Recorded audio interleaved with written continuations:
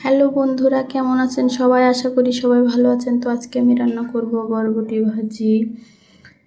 তো এই তো আমি কাঁচামরিচ বরবটিটা নিয়ে নিচ্ছি, তারপরে আলু, পেঁয়াজ, রসুন সব নিয়ে নিচ্ছি। নিয়ে আমি এগুলো কুচি কুচি করে কেটে নেব। তো কুচি কুচি করে কাটার ভিতরে আমি আপনাদের একটা গান শোনাই।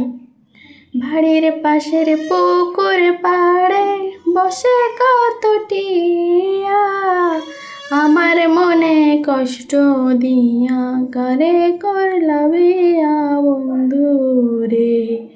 কি অপরাধ পাইয়া রে বন্ধু সাইডা গেলা মোরে, আমার মনে কষ্ট দিয়া কারে করলা বিয়া বন্ধু রে।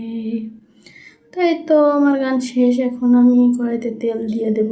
তেলটা গরম হয়ে আসলে আমি কাঁচামরিচ, রসুন কুচি, পেঁয়াজ কুচিটা দিয়ে দেব। দিয়ে ভালো করে নাড়াচাড়া করে একটু জিরা দিয়ে দেব।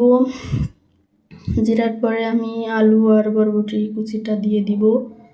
দিয়ে আমি এই তো হলুদ গুঁড়ো, লবণ দেব।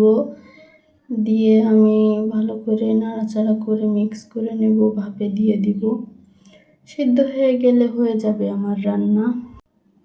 তো আপনাদের কিছু বাস্তব সত্যি কথা বলি, আপনার স্বামী যদি ভালো হয় তাহলে আপনি আপনার শ্বশুরবাড়ির সাথে লড়ে যেতে পারবেন, আপনার শ্বশুরবাড়িতে টিকে যেতে পারবেন। না হলে আপনি টিকতে পারবেন না। স্বামী খারাপ হলে আপনি কিছুতেই টিকতে পারবেন না, কারণ শ্বশুরবাড়ির লোক আপনাকে কখনোই ভালো নজরে দেখবে না। এটা একদম সত্যি এবং অতি বাস্তব কথা।